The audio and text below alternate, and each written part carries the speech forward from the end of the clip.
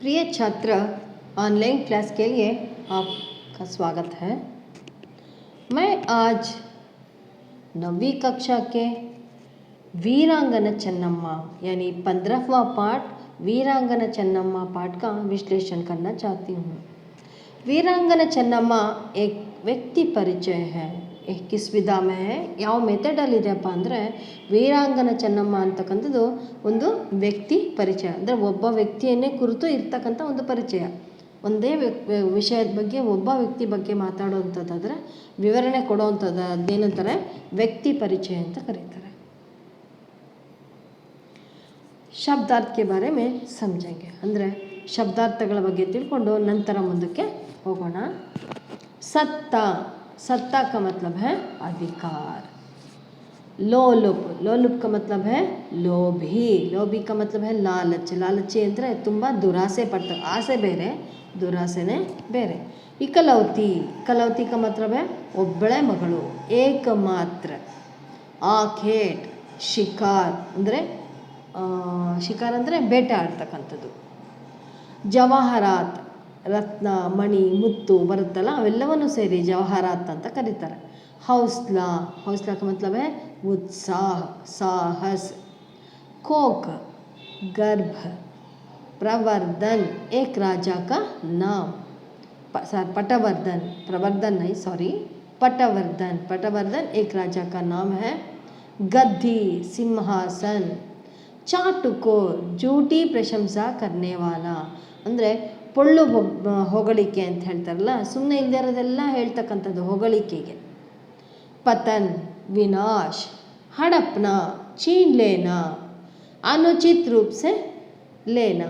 अनुचित का मतलब है ಅದನ್ನು ಕಸಿದುಕೊಳ್ತಕ್ಕಂಥದ್ದು, ಉಚಿತ ರೀತಿಯಲ್ಲ ಅನುಚಿತ ರೀತಿಯಲ್ಲಿ ಅದನ್ನು ಕಸಿದುಕೊಳ್ತಕ್ಕಂಥದ್ದು, ಅದನ್ನು ಇಲ್ಲಿಗಲ್ ಅಂತ ಹೇಳ್ಬೋದು. ಅವಸರ್, ಮೌಕಾ, ಅವಕಾಶ. ಗೋದ್ ಲೇನಾ, ದತ್ತಕ್ ರೂಪ್ में ಸ್ವೀಕಾರ करना. ಗೋದ್ ಲೇನಾ ಅಂದರೆ ದತ್ತು ತಗೊಳ್ತಕ್ಕಂಥದ್ದು. ಸೌದಾ ಕರ್ನ, ಲೇನ್ ದೇನ್ ಕಾ ವ್ಯಾಪಾರ, ಅಂದರೆ ಸೌದಾ ಅಂದರೆ ವ್ಯಾಪಾರ. ಜಡ್ ಕೋದನ, ನಾಶ ಪಹುಂಚಾನ ಯಾ ಹಾನಿ ಪಹುಂಚಾನ. ಸೌಂಪನ, ವಶ್ में ದೇನಾ, ಅಂದರೆ ಸೌಂಪನ ಅಂದರೆ ಒಪ್ಪಿಸೋದು. ಭೇದ್, ರಹಸ್ಯ. ಬರ್ಸಕ್, ಲಗಾತಾರ್ ನಿರಂತರ.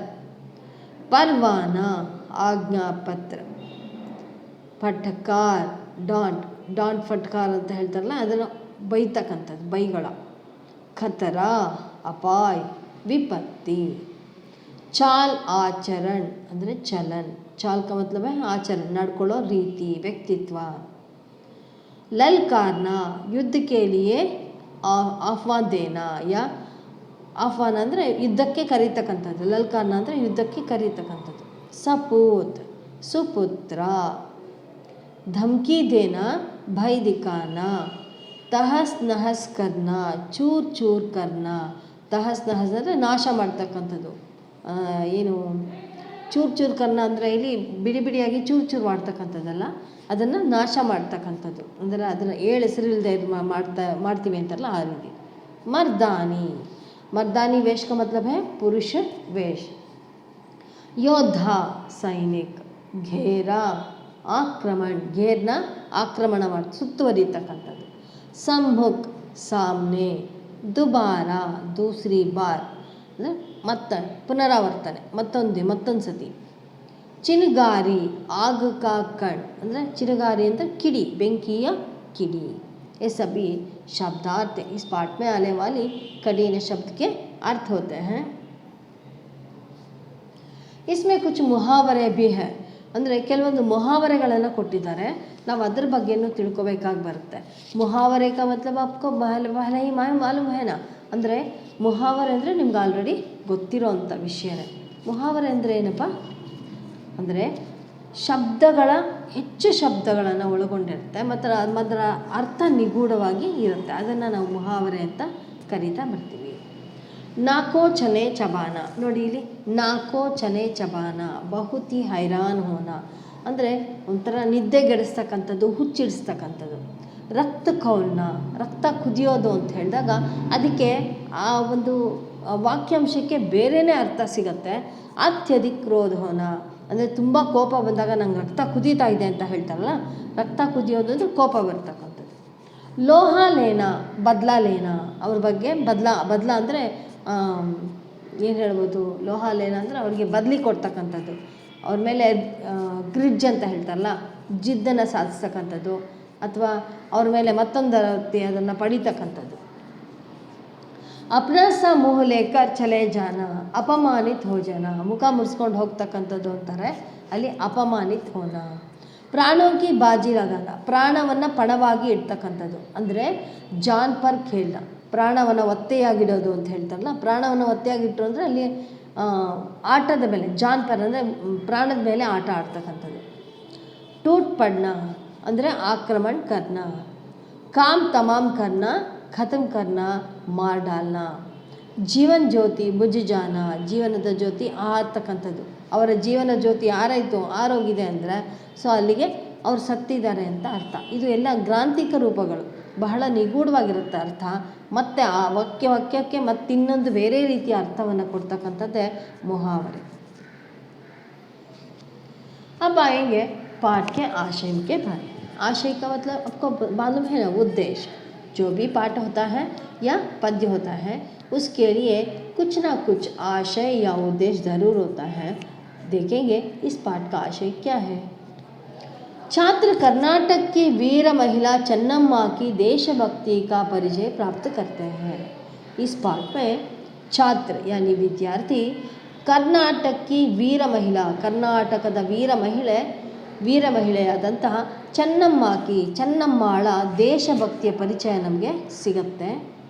ಕರ್ನಾಟಕಿ ವೀರ ಮಹಿಳಾ ಥಿ ಚೆನ್ನಮ್ಮ, ಕರ್ನಾಟಕದ ವೀರ ಮಹಿಳೆ ಚೆನ್ನಮ್ಮ. ಅಂಗ್ರೇಜೋं की ಅನೇಕ ಕೋಶಿಶೋं के बाद भी, ಅಂದರೆ ಬ್ರಿಟಿಷರ ಹಲವಾರು ಪ್ರಯತ್ನದ ನಂತರವೂ ಸಹ ಕಿತ್ತೂರು ಕೋ ಚೆನ್ನಮ್ಮನೇ ಬಚಾಯ, ಅಂಥ ಸಮಯದಲ್ಲೂ ಕಿತ್ತೂರನ್ನು ರಾಣಿ ಚೆನ್ನಮ್ಮ ಬಚಾವ್ ಮಾಡ್ತಾಳೆ, ಅಂದರೆ ಅದನ್ನು ಕಾಪಾಡ್ತಾಳೆ. ಲೇಕಿನ್ ಚೆನ್ನಮ್ಮಕ್ಕೆ ಬಂದಿ ಬನ್ ಜಾನೆ ಕೆ ಕಾರಣ ಕಿತ್ತೂರು ಅಂಗ್ರೇಜೋं के ವಶ में गया. ಕಿತ್ತೂರು ಚೆನ್ನಮ್ಮಳನ್ನ ಯಾವಾಗ ಬಂದಿ ಮಾಡ್ತಾರೆ ಆವಾಗ ವಿಧಿ ಇಲ್ಲದೆ ಆ ಬ್ರಿಟಿಷರ ಕೈಗೆ ಕಿತ್ತೂರು ರಾಜ್ಯ ಹೋಗುತ್ತೆ. ಅವತ್ತು ಬಂದಿ ಆಗಿಲ್ಲ ಅಂದಿದ್ರೆ ಕಿತ್ತೂರು ರಾಣಿ ಚೆನ್ನಮ್ಮ ಯಾವುದೇ ಕಾರಣಕ್ಕೂ ಸೋಲನ್ನು ಒಪ್ಕೊಳ್ಳೋದಕ್ಕೆ ಸಾಧ್ಯ ಇರಲಿಲ್ಲ. ಆಕೆಗೆ ಅಷ್ಟೊಂದು ದೇಶಾಭಿಮಾನ ಇತ್ತು. ಮೋಸದಿಂದ ಅವಳನ್ನು ಬಂದಿ ಮಾಡ್ತಾರೆ. ಚೆನ್ನಮ್ಮ ಜೈಸಿ ವೀರ ಮಹಿಳಾ ಕೆ ಕಾರಣ ಕರ್ನಾಟಕ ಗರ್ವ ಕಾ ಅನುಭವ ಕರ್ತಾ ಹೈ. ಚೆನ್ನಮ್ಮಳಂತಹ ವೀರ ಮಹಿಳೆಯರಿಂದ ಕರ್ನಾಟಕ ಇಂದು ಸಹ ಮತ್ತೆ ಅಚ್ಚಳಿದ ಉಳಿದಿದೆ ಮತ್ತು ಅದರ ಗೌರವವನ್ನು ಮತ್ತಷ್ಟು ಹೆಚ್ಚುತ್ತಾ ಇದೆ. ಅಂದರೆ ಇಂತಹ ವೀರ ಮಹಿಳೆಯರು, ವೀರ ಮಹಾನ್ ಪುರುಷರ ಕಾರಣದಿಂದ ಆ ಒಂದು ಕೀರ್ತಿಯ ಪತಾಕೆ, ಕರ್ನಾಟಕದ ಒಂದು ಕೀರ್ತಿಯ ಪತಾಕೆ ಮಗದಷ್ಟು ಮೇಲೆ ಏರ್ತಿದೆ. अब आएंगे पाठ का असली ವಾಚನ. ಪಾಠದ ವಾಚನ ಅಂದರೆ ಓದ್ತೀನಿ, ಓದಿದ್ರ ಜೊತೆ ಶಬ್ದಗಳನ್ನ ತಿಳಿಸ್ತಾ ಸಾರಾಂಶವನ್ನು ತಿಳ್ಕೊಳ್ಳೋಣ. 19वीं शताब्दी में सत्ता लोलुप अंग्रेज़ों को नाकोचने चबाने वाली सर्वप्रथम भारतीय वीरांगना ಚೆನ್ನಮ್ಮ ಥಿ. ನೋಡ್ರಾ, 18 ಮತ್ತು 19ನೇ ಶತಮಾನದಲ್ಲಿ ಸತ್ತಾ ಲೋಲುಪ್, ಸತ್ತಾ का मतलब क्या है ಅಧಿಕಾರ, ಲೋಲುಪ್ का मतलब है क्या है ಲೋಭಿ, ಅಂದರೆ ಅಧಿಕಾರ ಲೋಭಿಗಳಾಗಿರ್ತಕ್ಕಂಥ ಬ್ರಿಟಿಷರನ್ನು ಚಳ್ಳೆ ಹಣ್ಣು ತಿನ್ನಿಸ್ತಕ್ಕಂಥದ್ದು. ನಾಕೋ ಚನೆ ಚಬಾನ का मतलब है ಬುದ್ಧಿ ಕಲಿಸ್ತಕ್ಕಂಥದ್ದು, ಚಳ್ಳೆ ಹಣ್ಣು ತಿನ್ನಿಸಿದಂತಹ ಸರ್ವಪ್ರಥಮ ಮಹಿಳೆ ಅಂದರೆ ಭಾರತೀಯ ವೀರಾಂಗನ ಚೆನ್ನಮ್ಮ. ಅಂದರೆ ಬ್ರಿಟಿಷರೇನು ಸಾಮಾನ್ಯದವರಲ್ಲ, ಅವರು ವ್ಯಾಪಾರಕ್ಕೆ ಅಂತ ಬಂದು ನಮ್ಮ ದೇಶದಲ್ಲೇ ಬಂದು ನಮ್ಮನ್ನು ಗುಲಾಮರಾಗಿ ಮಾಡಿಕೊಂಡ್ರಂತಹ ಮಹಾನ್ ಕಂತ್ರಿಗಳವರು. ಸೊ ಹಾಗಾಗಿ ಅಂಥವ್ರಿಗೆ ಮಣ್ಣು ಮುಕ್ಕಿಸಿದಂತಹ, ಚಳ್ಳೆಯನ್ನು ತಿನ್ನಿಸಿದಂತಹ ವೀರ ಮಹಿಳೆ ನಮ್ಮ ಚೆನ್ನಮ್ಮ. ಚೆನ್ನಮ್ಮ ಕಾ ಜನ್ಮ ಕಾಕತೀಯ ವಂಶ ಮೇ ಸನ್ 1787 में, ಅಂದರೆ 1778 1778ರಲ್ಲಿ ಇವರ ಜನ್ಮ ಕಾಕತೀಯ ವಂಶದಲ್ಲಿ ಆಯಿತು. ಉನ್ಕೆ ಪಿತಾ ಕಾ ನಾಮ್ ಧೂಲಪ್ಪ ದೇಸಾಯಿ और ಮಾತಾ ಕಾ ನಾಮ್ ಪದ್ಮಾವತಿ. ತಂದೆ ಹೆಸರು ದುಲ್ಲಪ್ಪ ದೇಸಾಯಿ ಮತ್ತು ತಾಯಿ ಹೆಸರು ಪದ್ಮಾವತಿ. ಏಕತೋ ಇಕಲೌತಿ ಅಂದರೆ ಅವರಿಗೆ ಒಬ್ಬಳೇ ಮಗಳು, ಫಿರ್ ರೂಪವತಿ ಅವ್ರ ಸ್ವಸ್ಥ, ಬಹಳ ಸುಂದರವಾದಂತಹ ಆರೋಗ್ಯಪೂರ್ಣವಾದಂತಹ ಒಂದು ಸುಂದರವಾದ ಹೆಣ್ಣು ಮಗಳು ಅಂದರೆ ಚೆನ್ನಮ್ಮ. ಚೆನ್ನಮ್ಮ ಶಬ್ದಕ ಅರ್ಥಿ ಹೇ ಸುಂದರ್ ಕನ್ಯಾ. ಚೆನ್ನಮ್ಮ ಹೆಸರಲ್ಲೇ ಇದೆ ಚೆನ್ನಮ್ಮ, ಚೆನ್ನಾಗಿ ಇರ್ತಕ್ಕಂಥ ಒಂದು ಮಹಿಳೆ ಅಂದರೆ ಸುಂದರ್ ಕನ್ಯಾ, ಸುಂದರವಾದ ಹೆಣ್ಣು. ಉನ್ಕಿ ಶಿಕ್ಷಾ ದೀಕ್ಷಾ ರಾಜಕುಲಕ್ಕೆ ಅನುರೂಪ್ ಹಿ ಹುಯಿ. ಅವರ ಶಿಕ್ಷಣವೆಲ್ಲ ರಾಜಕುಲದ ಒಂದು ನಿಬಂಧನೆ, ರಾಜಕುಲದಂತೆಯೇ ಅವರಿಗೆ ಒಳ್ಳೆಯ ಒಂದು ಶಿಕ್ಷಣ ಸಿಕ್ತು. ಉದಾಹರಣೆಗೆ ಗುಡ್ಸವಾರಿ ಕ ಮತ್ಲಬ್ ಹೈ ಕುದುರೆ ಸವಾರಿ. ಶಸ್ತ್ರಾಸ್ತ್ರೋಂ ಕಾ ಅಭ್ಯಾಸ, ಶಸ್ತ್ರಾಸ್ತ್ರಗಳನ್ನು ಹೇಗೆ ಅಭ್ಯಾಸ, ಹೇಗೆ ಆಡಿಸ್ಬೇಕು, ಹೇಗೆ ಹೊಡಿಬೇಕು ಅನ್ನೋದು. आखेट का मतलब है, आपको पहले ही कह चुके हैं, आखेट का मतलब है एक तीर चलाना, यानी ಶಿಕಾರಿ ಜಾನ. ಶಿಕಾರ ಅಂದರೆ ಬೇಟೆ ಆಡೋದನ್ನು ಸಹ ಆ ಮಗುಗೆಲ್ಲವನ್ನು ಹೇಳ್ಕೊಟ್ಟಿದ್ರಂತೆ. आदि युद्ध कला उन्हें अपने वीर पिता से उत्तराधिकार के रूप में मिली थी. ತಂದೆಯಿಂದ ಈ ಎಲ್ಲ ಒಂದು ಅಂದರೆ ಗುಡ್ಸವಾರಿ ಹೋ, शस्त्रास्त्रों का अभ्यास हो या चलाना हो, आखेट का मतलब है शिकारी हो, ये सभी युद्ध कलाएं अपने पिता से ही उन्हें मिली. ಅವ್ರ ತಂದೆಯಿಂದನೇ ಅವೆಲ್ಲವನ್ನು ಕಲಿತರು. अपने ಜಂಗಮ ಗುರುಕ್ಕೆ ಸಾಮೀಪ್ಯವೇ ಅಂದರೆ ಅವರ ಒಂದು ಸಾನ್ನಿಧ್ಯದಲ್ಲಿ, ಜಂಗಮ ಗುರು ಅವರ ಜಂಗಮ ಗುರುಗಳ ಸಾಮೀಪ್ಯದಲ್ಲಿ ಅಥವಾ ಸಾನ್ನಿಧ್ಯದಲ್ಲಿ ಉನ್ಹೋನೆ ಉರ್ದು, ಮರಾಠಿ और ಸಂಸ್ಕೃತ ಭಾಷಾओं का अध्ययन किया. ಅವರು ಕನ್ನಡ ಅಲ್ಲದೆ ಮರಾಠಿಯನ್ನು, ಸಂಸ್ಕೃತವನ್ನು, ಉರ್ದು ಭಾಷೆಗಳನ್ನು ಸಹ ಅಧ್ಯಯನ ಮಾಡಿದರು. ಅಧ್ಯಯನ ಕರ್ನ ಸೀಖ್ನ. कित्तूर कर्नाटक राज्य के उत्तरी बेळगावी जिले में है. कित्तूर राज्य कहाँ है? कित्तूर राज्य, कित्तूर प्रदेश ಕರ್ನಾಟಕ ರಾಜ್ಯಕ್ಕೆ ಬೆಳಗಾವಿ, ಉತ್ತರದ ಬೆಳಗಾವಿ ಜಿಲ್ಲೆಯಲ್ಲಿ ಕಿತ್ತೂರು ರಾಜ್ಯ, ಕಿತ್ತೂರು ಒಂದು ಇದೆ. ಕಿತ್ತೂರು ಅಂತಕ್ಕಂಥದ್ದು ಕರ್ನಾಟಕ ರಾಜ್ಯದ ಬೆಳಗಾವಿ, ಉತ್ತರ ಬೆಳಗಾವಿ ಜಿಲ್ಲೆಯಲ್ಲಿ ಇದೆ. दोनों ಕಿತ್ತೂರು ಕರ್ನಾಟಕ ರಾಜ್ಯಕ್ಕೆ ವ್ಯಾಪಾರ ಕಾ ಪ್ರಸಿದ್ಧ ಕೇಂದ್ರ भी था. ಆ ದಿನಗಳಲ್ಲಿ ಕಿತ್ತೂರು ಕರ್ನಾಟಕ ರಾಜ್ಯದ ವ್ಯಾಪಾರದ ಒಂದು ಪ್ರಸಿದ್ಧ ಸ್ಥಳವಾಗಿತ್ತು. ಯಾವುದು? ಕಿತ್ತೂರು. देश विदेश के व्यापारी वहाँ के बाज़ारों में हीरे जवाहरातें खरीदने के लिए आया करते थे. ಸಮೃದ್ಧವಾದ ದೇಶ, ಸಮೃದ್ಧವಾದ ರಾಜ್ಯ ಕರ್ನಾಟಕ ರಾಜ್ಯ. ವಿಜಯನಗರ ಸಾಮ್ರಾಜ್ಯದಲ್ಲೂ ಅದೇ ರೀತಿಯೇ ಮುತ್ತು ರತ್ನಗಳನ್ನು ಈ ಮಾರುಕಟ್ಟೆಯಲ್ಲಿ ನಾವು ಹೇಗೆ ಹಣ್ಣು ಹಂಪಲನ್ನು ತರಕಾರಿ ತಗೊಳ್ತೀವಿ ಅದೇ ರೀತಿ ಮಾರ್ತಿದ್ರಂತೆ. ಅಷ್ಟು ಸಂಪದ್ಭರಿತವಾದ ರಾಜ್ಯ ನಮ್ಮ ಕರ್ನಾಟಕ ರಾಜ್ಯ. ಆ ಕರ್ನಾಟಕ ರಾಜ್ಯವನ್ನು ಲೂಟಿ ಮಾಡಿದಂಥ ಮಹಾಪಾಪಿಗಳು ಅಂದರೆ ಬ್ರಿಟಿಷರು. ಅವರು ವ್ಯಾಪಾರಕ್ಕಾಗೇ ಬಂದಿದ್ದು. ಇಲ್ಲಿನ ಒಂದು ಪ್ರಕೃತಿಯನ್ನು, ಇಲ್ಲಿನ ಒಂದು ವಜ್ರ ವೈಡೂರ್ಯಗಳನ್ನು, ಸಂಪತ್ತನ್ನು ನೋಡಿ ಅವರು ಇಲ್ಲೇ ಒಂದು ಆಕ್ರಮಣ ಮಾಡಿ, ನಮ್ಮನ್ನೇ ಆಕ್ರಮಣ ಮಾಡಿ ನಮ್ಮ ನೆಲೆಯಲ್ಲಿ ನಮ್ಮದೇ ಅಂತ ನಿಂತರು, ನಮ್ಮನ್ನು ಗುಲಾಮರನ್ನಾಗಿ ಮಾಡಿಕೊಂಡ್ರು. ಕಿತ್ತೂರು ರಾಜ್ಯ ಕहाँ है? कर्नाटक राज्य के उत्तरी बेळगावी जिले में है. देश विदेश के व्यापारी यहाँ क्यों आया करते थे? ಹೀರೆ ಜವಾಹರತೆ ಖರೀದನೆ ಕೇಳಿಯೇ. ದೂರದ ವಿದೇಶದಿಂದ ಜನ ಆ ಒಂದು ಮುತ್ತು ರತ್ನಗಳನ್ನು ಮಾರೋದನ್ನು ನೋಡೋದಕ್ಕೆ, ತಗೊಳ್ಳೋದಕ್ಕೆ ಅಂತ ಅಲ್ಲಿ ಬರ್ತಿದ್ರು. इस चित्र में देख रहे हैं ना, ಬೆಳಗಾವಿ ಜಿಲ್ಲೆ, ಯಾನಿ ಉತ್ತರಿ ಬೆಳಗಾವಿ ಜಿಲ್ಲೆ ಮೇ ಉತ್ತರಿ ಬೆಳಗಾವಿ, ಉತ್ತರ ಭಾಗದ ಬೆಳಗಾವಿಯಲ್ಲಿ ಆ ಒಂದು ಕಿತ್ತೂರನ್ನು ನಾವು ನೋಡಬಹುದು. ಐಸೆ ಸಮೃದ್ಧ ರಾಜ್ಯಕ್ಕೆ ಪ್ರಜಾವತ್ಸಲ್ ರಾಜ ಮಲ್ಲಸರ್ಜತೆ. ಕಿತ್ತೂರಿನ ರಾಜ ಯಾರಾಗಿದ್ದ? ಮಲ್ಲಸರ್ಜ. ಅಂದರೆ ಇಲ್ಲಿ ಮಲ್ಲಸರ್ಜ ಕಿತ್ತೂರಿನ ಪ್ರಜಾವತ್सल का मतलब है एक राजा. चन्नम्मा के माता पिता ने बड़े हौसले का मतलब है बड़े उत्साह से उनका विवाह राजा मल्लसर्ज के साथ कर दिया. चन्नम्मा का विवाह किसके साथ हुआ? कित्तूर के राजा मल्लसर्ज के साथ हुआ. ಕಿತ್ತೂರಿನ ರಾಜ ಮಲ್ಲಸರ್ಜನೊಂದಿಗೆ ಈಕೆಯ ವಿವಾಹ ಆಗುತ್ತೆ. ಬಹಳ ಅನುರೂಪವಾದಂತಹ, ಸುಂದರವಾದಂತಹ ಎಲ್ಲ ವಿದ್ಯೆಗಳನ್ನು ತನ್ನ ಗುರುಕುಲದ ರೀತಿಯಲ್ಲಿ ಕಲಿತಂತಹ ವೀರ ಮಹಿಳೆ, ಅವಳ ಒಂದು ವಿವಾಹ ಕಿತ್ತೂರ್ ಕೆ ರಾಜ ಮಲ್ಲಸರ್ಜ್ ಕೆ ಸಾಥ್ ಹುವಾ. ರಾಣಿ ಚೆನ್ನಮ್ಮ ಕಿತ್ತೂರ್ ಕೆ ರಾಜ್ಮಹಲ್ ಮೇ ಸುಖ ಸೆ ರಹನೆ ಲಗಿ. ಬಹಳ ಆರಾಮಾಗಿ ಖುಷಿಯಾಗಿ ಇದ್ಲು ಕಿತ್ತೂರಿನಲ್ಲಿ. उनकी कोख में, कोख का मतलब है गर्भ से, एक पुत्र रत्न का जन्म हुआ जिसका नाम था शिव बसव राज। ಅಂದರೆ ಗಂಡನ ಹೆಸರು, पति का नाम क्या है मल्लसर्जा, पिता का नाम है दूलप देसाई, माता का नाम है पद्मावती, उनके पुत्र का नाम है ಶಿವ ಬಸವ ರಾಜ। ಈಕೆಗೂ ಸಹ ಒಂದು ಮಗುವಿಗೆ ಜನ್ಮವನ್ನು ಕೊಡ್ತಾಳೆ। ಲೇಕಿನ್ ಬಚ್ಪನ್ ಮೇ ಹಿ ಉನ್ಕಿ ಮೃತ್ಯು ಹೋಯಿ, ಬಾಲ್ಯದಲ್ಲೇ ಅಕಾಲಿಕ ಮರಣವನ್ನು ಹೊಂದುತ್ತಾನೆ ಆ ಮಗು। ರಾಜ ಮಲ್ಲಸರ್ಜ್ ಕಿ ಪಹಲಿ ಪತ್ನಿ ಥಿ रुद्रम्मा। मल्लसर्जा राजा, कित्तूर के राजा मल्लसर्ज को 2 पत्नियां थी। एक तो पहले पत्नी का नाम है रुद्रम्मा और दूसरे पत्नी का नाम है चन्नम्मा। पूना के राजा पटवर्धन ने मल्लसर्ज को चालाकी से बंदी बना लिया। ಬಹಳ ಚಾಣಾಕ್ಷತನದಿಂದ ಆ ಮಲ್ಲಸರ್ಜನನ್ನು ಬಂದಿಯಾಗಿ ಮಾಡ್ಕೋತಾನೆ। ಪೂನಾ ರಾಜ್ಯದ ಅಂದರೆ ಪೂನಾ ಪ್ರದೇಶದ ರಾಜ ಪಟವರ್ಧನ್ ಏನು ಮಾಡ್ತಾನೆ, ಮಲ್ಲಸರ್ಜನನ್ನು ಬಹಳ ಚಾಣಾಕ್ಷತನದಿಂದ ಬಂದಿ ಮಾಡ್ತಾನೆ। ವಹಿ ಉನ್ಕಿ ಮೃತ್ಯು ಹೋಗಿ, ಅವರ ಒಂದು ಮೃತ್ಯು ಅಲ್ಲೇ ಆಗಿಬಿಡತ್ತೆ, ಅಂದರೆ ಅಲ್ಲೇ ಸಾವನ್ನು ಅಪ್ತಾರೆ।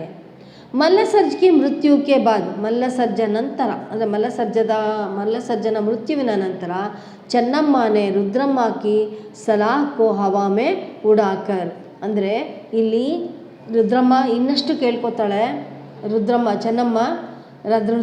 की सलाह को हवा में उड़ाकर चाटुकारों से गहरी मित्रता कर ली, जिससे कित्तूर का पतन शुरू हुआ।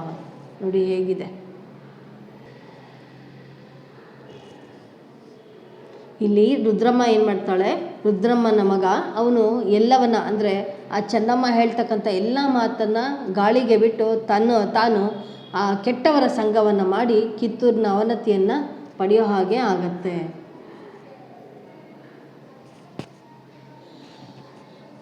ರಾಜ ಶಿವಲಿಂಗ ಮಲ್ಲಸರ್ಜ್ की मृत्यु 11 सितंबर 1824 को हुई। ಅಂದರೆ ಇಲ್ಲಿ ಶಿವಲಿಂಗ ರುದ್ರ ಸರ್ಜಾ, ಇಲ್ಲಿ ಚೆನ್ನಾಗಿ ಅರ್ಥ ಮಾಡ್ಕೊಳ್ಳಿ। ಚೆನ್ನಮ್ಮ ಕೆ ಪುತ್ರ का नाम है ಶಿವ ಬಸವ ರಾಜ, ಅವನು ಅಕಾಲದಲ್ಲಿ ಮರಣ ಹೊಂತಾನೆ ಚಿಕ್ಕ ವಯಸ್ಸಲ್ಲೇ, ಬಾಲ್ಯದಲ್ಲೇ। ಇನ್ನು ರುದ್ರಮ್ಮಳ ಮಗ ಶಿವಲಿಂಗ ರುದ್ರ ಸರ್ಜಾ, ರುದ್ರಮ್ಮಳ ಮಗನ ಹೆಸರೇನು ಶಿವಲಿಂಗ ರುದ್ರ ಸರ್ಜಾ। ಯಾವಾಗ ಅವನು ಕೆಟ್ಟವ್ರ ಜೊತೆ ಸೇರಿಕೊಳ್ತಾನೋ ತಾನು ಸಹ ಅಕಾಲಿಕ ಮರಣವನ್ನು ಹೊಂದುತ್ತಾನೆ। ಅಂದರೆ 11 ಸಿತಂಬರ್ 1824 ಇವನ ಒಂದು ಮೃತ್ಯುನೂ ಆಗುತ್ತೆ। इसे अंग्रेज़ों ने कित्तूर राज्य को हड़पने का बड़ा अच्छा अवसर समझा। ಅಂದರೆ ಯಾವಾಗ ಮಲ್ಲಸರ್ಜ ಸತ್ತೋಗ್ತಾನೆ, ಸೊ ಮಲ್ಲಸರ್ಜನ ಬದಲಿಗೆ ಏನು ಮಾಡ್ತಾರೆ, ರುದ್ರಮ್ಮನ ಮಗ ಶಿವಲಿಂಗ ರುದ್ರ ಸರ್ಜನನ್ನು ಗದ್ದುಗೆ ಮೇಲೆ ಅಂದರೆ ಸಿಂಹಾಸನದ ಮೇಲೆ ಕೂರಿಸ್ತಾರೆ। ಯಾವಾಗ ಅವನ ಮೃತ್ಯು ಆಗುತ್ತೆ ಅವಾಗ ಈಸಿಯಾಗಿ हड़पने का, कित्तूर राज्य को हड़पने का, पाने का, हड़पना का मतलब क्या है ಚೀನ್ ಲೇನಕ, ಅಂದರೆ ಕಸಿದುಕೊಳ್ಳೋ ಒಂದು ಒಳ್ಳೆಯ ಅವಕಾಶ ಸಿಗುತ್ತೆ। ಯಾಕೆಂದರೆ ರಾಜ ಇಲ್ವಲ್ಲ, ಅಲ್ಲಿ ರಾಜನೂ ಇಲ್ಲ, ಯುವರಾಜನೂ ಇಲ್ಲ, ಯಾರೂ ಇಲ್ಲದಂತಹ ಪರಿಸ್ಥಿತಿ ಆ ರಾಜ್ಯಕ್ಕೆ ಬಂದಿದೆ, ಈಗ ಈಸಿಯಾಗಿ ಅದನ್ನು ತಗೊಳ್ಬೋದು ಅಂತ ಡಿಸೈಡ್ ಮಾಡ್ತಾರೆ। ರಾಜ ನಿಸ್ಸಂತಾನ್ ಮರ, ಅಂದರೆ ರಾಜನಿಗೆ ಸಂತಾನವೇ ಇಲ್ಲ। ಏಕ್ತೋ ಚೆನ್ನಮ್ಮಕ್ಕೆ ಪುತ್ರ ತಾ ಶಿವ ಬಸವರಾಜ್, ಅಂದರೆ ಚೆನ್ನಮ್ಮಳ ಮಗ ಇದ್ದ ಶಿವ ಬಸವರಾಜ, ಅವನು ಮರಣ ಹೊಂದ್ತಾನೆ। ಅವನ ನಂತರ ಅವರ ರುದ್ರಮ್ಮಳ ಮಗ ಶಿವಲಿಂಗ ರುದ್ರ ಸರ್ಜನನ ಗದ್ದುಗೆ ಮೇಲೆ ಕೂರಿಸ್ತಾರೆ। ಅವನು ಕೆಟ್ಟವರ ಸಹವಾಸ ಮಾಡಿ ಅವನು ಸಹ 11 ಸೆಪ್ಟೆಂಬರ್ 1824 ಮರಣ ಹೊಂದ್ತಾನೆ। ಈಗ ಯಾರೂ ಸಹ ಗದ್ದುಗೆ ಮೇಲೆ ಕೂತ್ಕೊಳ್ಳೋರು ಇಲ್ಲ, ಹಾಗಾಗಿ ರಾಜ್ಯವನ್ನು ನಾನೇ ಕಸಿಬೋದು, ತಗೋಬೋದು ಅಂತ ಅವರ ಅವಕಾಶಕ್ಕಾಗಿ ಕಾಯ್ತಿರ್ತಾರೆ। उसने अपने एक संबंधी गुरुलिंग मल्लसर्ज को गोद लिया था, ಅಂದರೆ ಅವ್ನಿಗೆ ಯಾವಾಗ ಮಕ್ಕಳಿಲ್ಲ ಅಂತ ಬಂತು, ಸಿಂಹಾಸನ ಮೇಲೆ ಕೂತ್ಕೊಳ್ಳೋರು ಯಾರೂ ಇಲ್ಲ ಅಂತ ಬಂದಾಗ ತಾನು ಹೋಗಿ ಚೆನ್ನಮ್ಮ ಹೋಗಿ ತಮ್ಮ ಸಂಬಂಧಿಕರಲ್ಲೇ ಇರ್ತಕ್ಕಂಥ ಗುರುಲಿಂಗ ಮಲ್ಲಸರ್ಜ ಅಂಥವ್ರನ್ನ ಅವನನ್ನು ಗೋದ್ಲೇನ का मतलब है ದತ್ತು ಪುತ್ರನಾಗಿ ಪಡ್ಕೋತಾರೆ। ಲೇಕಿನ್ ಅಂಗ್ರೇಜ್ ಗೋದ್ ಲಿಯೇ ಪುತ್ರ ಕೋ ಉತ್ತರಾಧಿಕಾರಿ ನಹಿ ಮಾನ್ತೆ ಥೆ, ಅಂದರೆ ಆ ದತ್ತುಪುತ್ರನನ್ನು ಉತ್ತರಾಧಿಕಾರಿಯನ್ನಾಗಿ ಒಪ್ಕೊಳ್ತಿಲ್ವಂತೆ ಯಾರು, ಬ್ರಿಟಿಷರು। ಯಾಕೆ ಬೇಕು, ನಮ್ಮ ರಾಜ್ಯ ನಮ್ಮ ಇಷ್ಟ, ಇವ್ರು ಯಾಕೆ ಕೇಳಬೇಕು? ನೋಡಿ ಯಾವ ರೀತಿ ಪರಿಸ್ಥಿತಿ ಇದೆ. ಇವತ್ತು ಸಹ ನಮ್ಮಲ್ಲಿ ಏನಾದರೂ ಒಗ್ಗಟ್ಟಿಲ್ಲ ಅಂದರೆ, ನಾವೆಲ್ಲ ಒಂದು ಯೂನಿಟಿಯಲ್ಲಿ ಇಲ್ಲ ಅಂದರೆ ಮತ್ತೆ ನಮಗಿಂಥ ಪರಿಸ್ಥಿತಿ ಬಂದ್ಬಿಡುತ್ತೆ. ನಮ್ಮದೇ ರಾಜ್ಯ, ನಮ್ಮ ಪ್ರಜೆಗಳನ್ನ ಆಳ್ತಕ್ಕಂಥವ್ರು ನಾವಲ್ಲ, ಅವರು ಅಂತ ಹೇಳಿದಾಗ ಎಷ್ಟೊಂದು ಹಿಂಸೆ ಆಗುತ್ತೆ. ಯಾವುದೇ ದೇಶಭಕ್ತರಾದರೂ ಸಹ ಸ್ವಾಭಿಮಾನ ಇರ್ತಕ್ಕಂಥವ್ರು ಇದನ್ನು ಒಪ್ಪೋದಿಲ್ಲ. ಅದೇ ರೀತಿ ಚೆನ್ನಮ್ಮಾಳು ಒಪ್ಪಲಿಲ್ಲ. ಉಸ್ ಸಮಯ ಡಾಲ್ ಹೌಸಿ ಗವರ್ನರ್ ಜನರಲ್ ತೆ. ಆ ಸಮಯದಲ್ಲಿ ಕಿತ್ತೂರಿನ ಆ ಒಂದು ಇದನ್ನು ರಾಜ್ಯವನ್ನು ಪಡಿಬೇಕು ಅಂತ ಆಸೆ ಪಟ್ಟಿದ್ದು ಆ ಸಮಯದಲ್ಲಿ ಡಾಲ್ ಹೌಸಿ ಗವರ್ನರ್ ಜನರಲ್ ತೆ. ಡಾಲ್ ಹೌಸಿ ಏನಾಗಿದ್ದರು? ಗವರ್ನರ್ ಜನರಲ್ ಆಗಿ ಇದ್ದರು.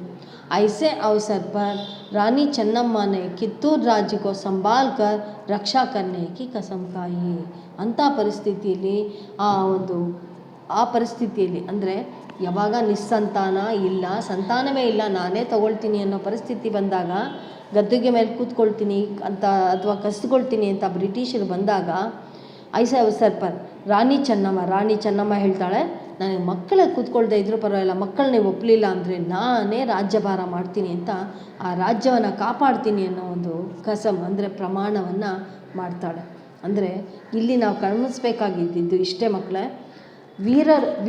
ಇಂತಹ ವೀರನಾರಿಯರು ಹಾಕ್ಕೊಟ್ಟಿರ್ತಕ್ಕಂಥ ಹಾದಿಯಲ್ಲಿ ನಾವು ನಡಿಬೇಕು.